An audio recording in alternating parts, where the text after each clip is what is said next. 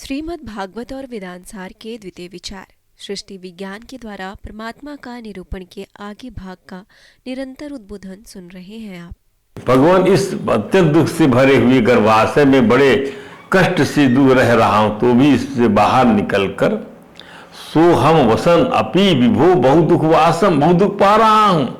गर्भातना निर्जिगमिष्ये बहिरंधकूपे, तो इससे बाहर निकलकर संसार में अंधकूप में गिरने की मुझे बिल्कुल इच्छा नहीं है।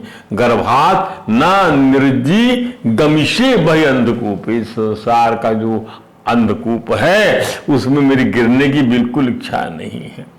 यत उपयातुम उपसर्पति देव मां, क्योंकि उसमें जाने वाले जीव को आपकी माया लग जाएगी। मिथ्या मतिर यदनु संस्कृति चक्र में तद, जिस कारण उसकी शरीर में अहम बुद्धि हो जाती है और उसके परिणाम में उसे फिर संसार चक्र में ही आना पड़ता है। वो अपने गर्भव्यास को ज्यादा अच्छा बता रहा है बनिस्बत बाहर आके माया के अंधकूप में। इधर कुआं उधर खाई है, कहीं गति नहीं। वाह क्या बात है। तो तात्पर्यतः जब तक शिशु अपनी माता के गर्भ में रहता है तो उसका जीवन अत्यंत संकटपूर्ण तथा भयावह रहता है, किंतु इसका उसको परम लाभ मिलता है। वो भगवान के साथ अपनी शुद्ध चेतना जागृत कर लेता है और अपने उद्धार के लिए प्रार्थना करता है, ये लाभ उसको मिलता है। माता के गर्भ में रखते भगवान उसको जो है वो ज्ञान देते हैं कि वो प्रार्थना करता है प्रभु की, और यहां आने पर भूल जाता है, फिर वो यहां भी नहीं आना चाहता। सोचिए आप, अर्थात उस ज्ञान को तो आप जो है उस आवरण को तो तोड़ने का प्रयास करिए। ये जो चीज है शास्त्र यही सब बतलाता है आपको।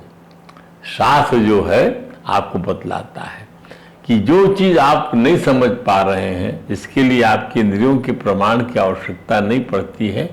शास्त्र प्रमाण से, शास्त्र युनित्वात्, शास्त्र से उसको समझ लीजिए आप, उसका विश्वास करिए शास्त्र का, ये इसका अर्थ है। तो वो आप गर्भवास में अपने उद्धार की प्रार्थना करता, किंतु उदर से बाहर आती जब शिशु को जन्म हो जाता है तो माया इतनी प्रबल होती कि उसे घेर कर इस शरीर को स्व माया जाता है। माया का अर्थ है जो नहीं है, अर्थात भ्रम। भौतिक जगत में हर व्यक्ति अपने को अपना शरीर करके पहचानता है। यह अहंकार चेतना कि मैं यह शरीर हूं, शिशु के गर्भ से बाहर निकलते ही उत्पन्न हो जाती। माता तथा संबंधी शिशु की प्रतीक्षा करते, माता तथा और रिलेटिव जो रहते हैं, जब बच्चा बाहर आता है दे used to wait for the child to come, they wait for the baby to come। यूं में उत्पन्न होता बच्चा तो माँ उसे दूध पिलाती है और सभी उसकी देखरेख करते, तो जीव तुरंत अपनी स्थिति भूल जाता है और सारी संबंध में उलझ जाता है। सारा संसार देहात बुद्धि का बंधन है, सारा संसार देहात गर्भवास का ज्ञान बिला जाता है। देखिए, इसी से आपको भगवान समझाने के लिए सब चीज बतलाते हैं। कोई आपको वितृष्णा नहीं करनी है, आपके अंदर में परमात्मा के प्रति जो कृतज्ञता है, जो उनके अहद की कृपा है, उसके प्रति आप ध्यान लगाइए, तो आपके सारी चेतनाएं अपने आप स्फुरित हो जाएंगी समय आने पर। जैसे समय आने पर ज्ञान दिया भगवान ने, वैसे समय आने पर वो भी ज्ञान दे देंगे। वो क्यों रखेंगे ज्ञान को क्या अपने पास में? वो तो आपको अपना अंश ही बताए हुए हैं, आप ही जो है उनको अपना अंश नहीं मानते, तो क्या किया जाए। तो वास्तविक ज्ञान का अर्थ है सारा संसार जो है देहात बुद्धि का बंधन है, आप समझ गए। और वास्तविक ज्ञान का इस चेतना को विकसित करना कि मैं यह शरीर नहीं हूं, मैं आत्मा हूं, परमेश्वर का अंश हूं। वास्तविक ज्ञान में त्याग अथवा इस शरीर को स्वरूप में स्वीकार न करना है। माया के प्रभाव से मन जन्म लेते ही सब कुछ भूल जाता, जन्म लिया और सब कुछ भूल गया। और अतः शिशु प्रार्थना करता है कि बाहर निकलने की अपेक्षा गर्भ में ही रहना श्रेष्ठ है। कहा जाता है, यही सोचकर सुखदेव गोस्वामी अपनी माता के गर्भ में 12 वर्षों तक ही रह आए, क्योंकि मिथ्या देह बोध के बंधन में फंसना नहीं चाहते थे। वे अपनी माता के गर्भ में ऐसे ज्ञान का अनुशीलन करके 12 वर्ष बाद वे गर्भ के बाहर आए और तुरंत ही उन्होंने घर छोड़ दिया, जिससे वे माया के वशीभूत ना हो। भगवद गीता में भगमाया के प्रभाव को दुर्लभ्य कहा गया है, परंतु यह दुर्लंघ्य माया एकमात्र भक्ति से ही पराजित हो सकती। मामेव ये प्रपद्यन्ते, मां मुझको ही जो भजते हैं, मुझको ही जो पकड़ रखे हैं, मुझको ही मेरी शरण को ही जो अपना लक्ष्य माने हुए हैं, वही इस माया के पार जा पाते हैं। तो जो भी श्री कृष्ण के चरण का अनुसरण ग्रहण करता है वही झूठे जीवन बोध से बाहर निकल सकता है। स्वामी प्रभुपाद जी महाराज कहते हैं कि जी केवल माया के प्रभाव से, केवल माया के प्रभाव से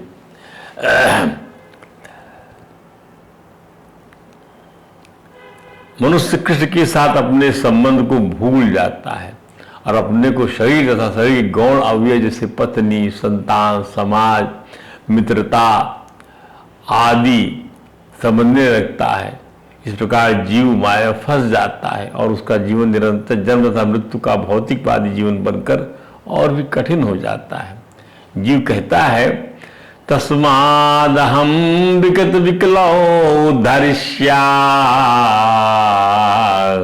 आत्मानं मास्तु तमसा हृदात्मनैव भूयो यथा व्यस्तमे तदेन करंध्रम मामे भविष्यत् उपसरादिता विष्णुपाद तस्मादहम विगत विकलो। अब मैं व्याकुलता को छोड़कर हृदय में श्री कृष्ण के भगवान के चरण कमलों को स्थापित करता हूं और अपनी बुद्धि की सहायता से क्या आत्मानम आस्तमसा सुहृदा आत्मा आत्मना आत्मन आत्मनम आत्मनई आत्मन एव अपने को बहुत शीघ्र ही आत्मानम आसु शीघ्र ही इस संसार रूप के पार लगा दूंगा, जिससे मुझे अनेक प्रकार दोषों से युक्त संसार दुख फिर न प्राप्त। भूयथा व्यस्तम एतद अनेक रंध्रम, इसके अनेक छिद्र हैं, अनेक दुख हैं संसार के। भूयथा भूय फिर से लगा दूंगा भगवान के चरणों में अपनी बुद्धि की सहायता से चरण कमलों को, इस प्रकार के दोषों मुक्त संसार दुख फिर न प्राप्त। यही बात देखिए प्रहलाद जी ने भी कहा तस्माद हम विगत विकलो, तस्माद हम विगत विकलो उद्धरिष्य, उद्धार करने के लिए। तस्मादहं विगत विकलो ईश्वरस्य सर्वात्मना बहिर्गृह्णामि यथा मनीष नीचो जया गुण विसर्गम मन प्रविष्टम पूयेतीन पुमान गुणानुवर्तिनेन। प्रभु आपके गुणों का वर्तन करना, उसके बारे में कहना, सुनना, समझना जो है सारे वह जो है वह पवित्र कर देता है हृदय को। इसलिए मैं जो हूँ सर्वात्मना मही गणामी यथा मनीष, मैं आपके गुणों का गुणगान करूंगा, मुझे कोई शक नहीं है। शंकराचार्य भगवान ने भी यही कहा पुनरपि जन्मम पुनरपि मरणम पुनरपि जननी जठरे शयनम। ये संसारे बहुदुस्तारे, ई संसारे बहुदुस्तारे कृपया पारे पार मुरारे भज गोविंदम गोविंदम भज मूढ़वते। ये संसारे दुस्तर पारे कृपया पारे पार मुरा पाहि मुरारे भज गोविंदम।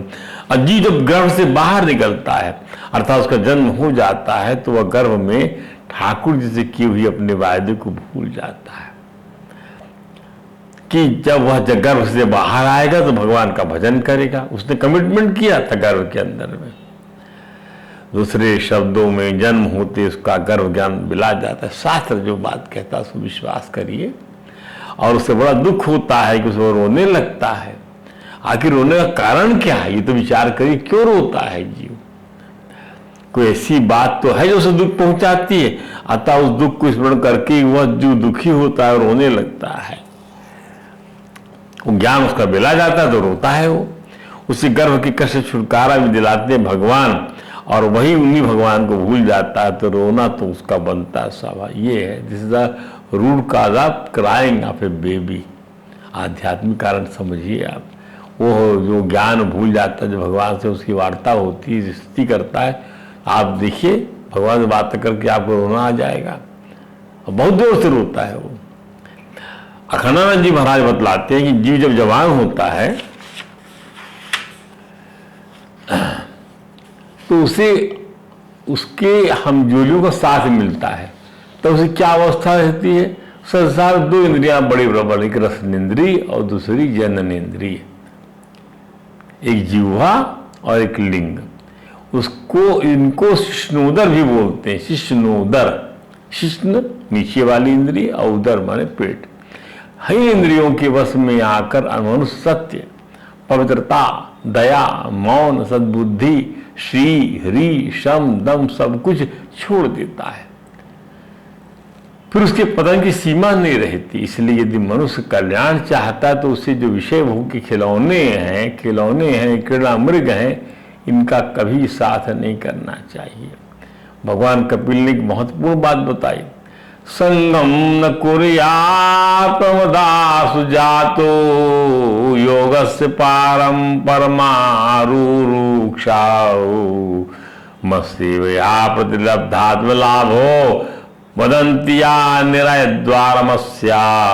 बहुतों ने भगवान सनत कुमार ये बात न कुर्यात् संगम कर, न कुर्यात् करहिजित संगम तमस तीव्रम चित्तिरुषु। उस पार जाने वाले को, संसार सागर से पार जाने को कभी भी आसक्ति नहीं करना चाहिए। न कुर्यात् संगम तमस तीव्रम तितिरुषु। धर्म अर्थ काम मोक्षानाम अत्यंत विघातम। यह धर्म अर्थ काम मोक्ष पुरुषार्थ को खत्म कर देता है ये कुसंग या आसक्ति। वो ये कह रहे हैं, संगम न कुर्यात् प्रमदासु जातु। पुरुष योग के परम पद पर यदि आरूढ़ होना चाहता है, योग से पारम परमारुरुक्षु, तो अथवा जिसे भगवान की सेवा के प्रभाव से मत सेवा, भगवान की सेवा, भगवान कपिल भगवान के अवतार है, मत सेवा प्रतिलब्धात् लाभ हो, मेरी सेवा के प्रभाव से आत्मा अनात्मा का विवेक हो गया हो जिसे, वह आकर्षक स्त्रियों का संग कभी ना करे। ना संगम कुर्यात् प्रमादासु जातु योगस्य पारम परमारुरुक्षु। जो योग के परम पद पर आरूढ़ होना चाहता है, जो मेरी सेवा के प्रभाव से आत्मा और अनात्मा जिसको विवेक हो गया हो, मत सेवा प्रतिलब्धात्म लाभो वदंतिया निरय द्वारमस्य।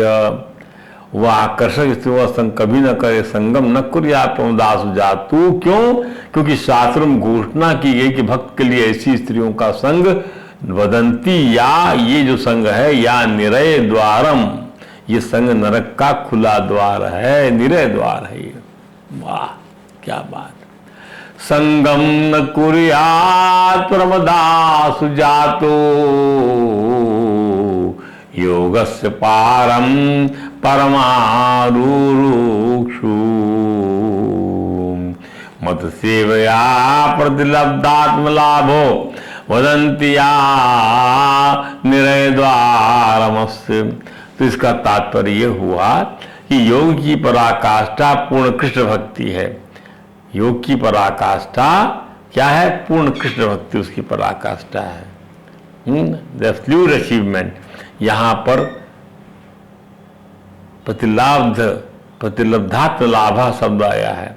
प्रतिलब्धात्म लाभ, आत्मा का अर्थ स्व या आत्मा है और लाभ का अर्थ उपलब्धि है। सामान्यतः बद्ध जीव अपनी आत्मा या स्व खो चुके हैं, किंतु जो योगी हैं उन्हें आत्मा का साक्षात्कार होता है। अतः ऐसे स्वरूप शुद्ध व्यक्ति जो योग सिद्धि की पराकाष्ठा तक पहुंचना चाहते हैं, उन्हें तरुणी स्त्री संगति नहीं करना चाहिए। किंतु वर्तमान युग में ऐसे अनेक धूर्त लोग हैं जो सलाह देते जब तक काम इंद्रियां हैं तब तक मनुष्य जी भरकर शिव भोग कर सकता है और साथ ही योगी बन सकता है, कि भी मानव योग पद्धति में स्त्री संगति स्वीकृत नहीं है। यहाँ स्पष्ट कहा गया कि स्त्री संगति नरक का द्वार है। वैदिक सभ्यता में स्त्री की संगति अत्यंत सीमित होती है। 4 आश्रमों में 3 में स्त्री की संगति वर्जित, केवल गृहस्थ आश्रम में ही धर्म संबंध वासना के समन के लिए एवं अच्छी संतान उत्पत्ति के लिए धर्म पत्नी के सहवास को मान्यता प्राप्त है। ध्यान रहे कि पत्नी भोग पत्नी नहीं है, धर्म पत्नी है। परंतु इस विज्ञापन के युग में इस वर्जना का मुकाबला कैसे किया जाए, इसके लिए सतत आत्मचिंतन, अभ्यास और वैराग्य से मन को नियंत्रित करने के लिए प्रभु का आदेश है, क्योंकि असंयत आत्मना योगो दुष्प्राप्ति में मति ही। जो असंयत मन वाला है उसको योग प्राप्त नहीं होता, क्योंकि असंयत मन वाले को योग प्राप्त करना कठिन है। काम का बल चोरी की अवस्था प्रबल होता है, कुसंग की अवस्था परमान चढ़ता है, परंतु अच्छी संगत और सदाचरण से वही बल भगवान से जोड़ने के लिए उपयोगी हो जाता है। फिर समझाते हैं भगवान कपिल इसको, न तथा स्वभावेन मोहो बंधशान्य प्रसंगता योसि संगात यथा पुंसो यथा तत्संग संगता। जीव को जैसा बंधन और मोह स्त्री और स्त्रियों के संगियों का संग करने से होता है, वैसा किसी और के प्रसंग से। ध्यान दीजिए, स्त्री और स्त्रियों के संगियों का संग करने से जैसा बंधन होता है, योसि संगात यथा पुंसो यथा तत्संग संगता बंध च अन्य प्रसंगता न तथा भवेत। ध्यान दीजिए, मनुष्य के जीवन जो यौन आकर्षण है, स्त्री पुरुष की परस्पर आसक्ति, वो सबसे अधिक बंधन का हेतु है और यही आजकल चल रहा है। उसको किसी और का संग करने से इतना बंधन नहीं होगा। नास्य तथा भवेद मोह बंधा च अन्य प्रसंगता, नाश तथा भवेद मोह बंधा च अस्य प्रसंगता। क्योंकि स्त्री में पुरुषत्व नहीं होता, पुरुष में स्त्रीत्व नहीं होता, इसलिए दोनों एक दूसरे को अपने साथ मिलाकर सुखी होने का प्रयत्न करते हैं, किंतु इस अज्ञाशक्ति में सर्वथा बंधन हो जाता है। संत लोग कहते हैं, पुराणों के स्त्री पुरुष की आसक्ति को लेकर ऐसा ऐसा वर्णन आता है, सुनकर लोग कभी कभी अविश्वास भी करते हैं। परंतु दुनिया में जो अनर्थ देखने मिलते हैं उनसे मालूम पड़ता है कि पुराणकारों ने, संतों ने सबने कम लिखा है। जब ब्रह्मा के मन में भी अपनी पुत्र के प्रति आकर्षण हो गया और उनको त्यागना पड़ा वो शरीर ताकि कोहरे का निर्माण हो सके, तब उनकी सृष्टि में ऐसा कौन है जिसे स्त्री पुरुष संबंधी यौन आकर्षण उदित न हो। इससे तो बस एक नारायण ऋषि अछूते बचे हुए हैं। भगवान कपिल ने इस तथ्य को स्पष्ट किया कि स्त्री रूपणी भगवान की रची है माया धीरे धीरे सेवा आदि के पास आती है। इसे तिनकों से ढके हुए कुएं के समान मृत्यु समझिए। ताम इक्षेत आत्मनो मृत्युम तृणई है कूपम इव आवृतम। जैसे कुआं ढका हुआ घास से और मालूम नहीं पड़ता, और घर से आप पैर रखेंगे तो सीधा कुएं में गिर जाएंगे। वैसे सेवा के बहाने स्त्रियां आती हैं नजदीक में और आपका जो है पूरा चित्त आकर्षित कर लेती हैं और आपकी पूरी तपस्या, आपका योगा सब भंग कर देती हैं। वो लिखने की स्त्री में आसक्त रहने के कारण और अंत समय में इसका ही ध्यान रखने से जीव को स्त्री योनि प्राप्त होती है। इस प्रकार स्त्री योनि को प्राप्त हुआ जीव पुरुष रूप में प्रतीत होने वाली भगवान की माया को धन पुत्र और ग्रह आदि देने वाला अपना पति मानता रहता है। जहाँ इस पर स्त्री योनि को प्राप्त हुआ जीव जो स्त्री है वो पुरुष रूप में प्रतीत होने वाली भगवान की माया धन पुत्र ग्रह आदि देने वाला अपना पति मानता रहता है। वह स्त्री योनि को प्राप्त हुआ जीव। सो जिस प्रकार व्याध का गान कानों को पीड़ लगने पर भी, वहां का वोट चालू कर दी उसी आगे जी, इस प्रकार व्याध का गान गानों को पीड़ लगने पर बेचारे भोले भाले पक्षियों को फंसाकर उसके नाश का कारण होता है, उसी प्रकार उन पुत्र पतियों ग्रह आदि की संगासक्ति को विधाता ने मृत्यु निश्चित किया है। भगवान कबीर ने माता को समझाते हुए कहा कि माँ समझिए कि अपने उपाधिभूत लिंग शरीर के द्वारा अपने कर्मों के अनुसार एक लोक से दूसरे लोक में घूमता है जीव और अपने प्रारब्ध कर्मों भोगता हुआ निरंतर अन्य देहों की प्राप्ति के लिए दूसरे कर्म करता रहता है। ध्यान दीजिए, अब लिंग शरीर ही संस्कारों का भंडार है। इसका मल, इसका विक्षेप, इसका आवरणित्व आध्यात्मिक समस्या है। जिसका निराकरण करने से स्थूल शरीर की जन्मने और मरने की भौतिक समस्या का भी निदान स्वयं में हो जाएगा। आप समझिए, जब जीव शरीर के भीतर बंदी रहता है तो वह जीवभूत कहलाता है। वाह, जीवभूत महाबाहो एकदम धार्यते जगत। अब बंदी जो है जीव शरीर के भीतर, वही जो है धारण किए हुए सबको। जब वह शरीर से मुक्त रहता है तो ब्रह्मभूत कहलाता है। अब ब्रह्मभूत बताते हैं, ब्रह्मभूत हो जाता है जो व्यक्ति, वो फिर शोक नहीं करता। एक जन्म के बाद दूसरे जन्म में शरीर बदलता हुआ वह जीव न केवल भिन्न भिन्न योनियों में घूमता रहता, फिर तो एक लोक से दूसरे लोक में भी जाता रहता है। भगवान चैतन्य कहते हैं कि सकाम कर्मों से बनकर जीवात्माएं सारे ब्रह्मांड में घूमते रहती हैं, और यदि सौभाग्यवश या किसी पुण्य कर्म के कारण भी प्रामाणिक गुरु के संपर्क में आती हैं तो श्री कृष्ण की कृपा से उन्हें भक्ति का बीज प्राप्त होता है। जैसे हमें हमारे गुरु से प्राप्त हुआ। यदि कोई जीव उस बीज को पाकर उसे अपने हृदय में बोता है और श्रवण तथा कीर्तन रूपी जल से इससे सींचता है तो वह बीज अंकुरित हो जाता है और पौधे से विशाल वृक्ष बन जाता है। इस वृक्ष में तो फूल और फल लगते हैं, उन्हें जीव इसी जगत में भोग सकता है। यह ब्रह्मभूत अवस्था कहलाती है। इस सोपाधिक अवस्था में जीव भौतिकवादी कहलाता है, किंतु जब वह समस्त उपाधियों से मुक्त होकर पूर्णतया कृष्ण भक्त होकर सेवा में लगा रहता है तो मुक्त कहलाता है। ध्यान रखिए, जब तक भगवान कृपा से प्रामाणिक गुरु की संगति नहीं प्राप्त होती तब तक विभिन्न योनियों में जन्म तथा मृत्यु की चक्र तथा विभिन्न प्रकार के लोकों में घूमने से छुटकारे की कोई संभावना नहीं है।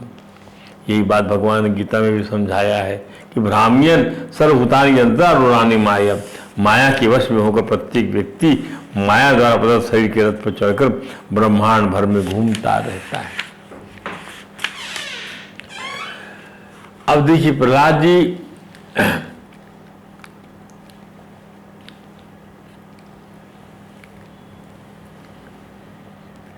प्रभुपाद जी कहते हैं जब बच्चा जन्म लेता है तो समझना चाहिए कि उसका शरीर सर्वथा नवीन कार्यकलापों का शुभारंभ है, और जब वृद्ध पुरुष मरता है तो समझना चाहिए कि कर्म फल का अंत हो गया।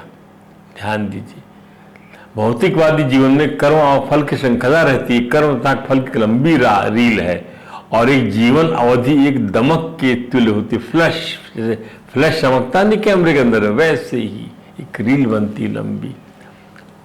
प्रभुपाद जी महाराज कहते हैं कि विभिन्न कर्म फलों के कारण कोई संपन्न परिवार जन्म लेता है, कोई निर्धन परिवार में।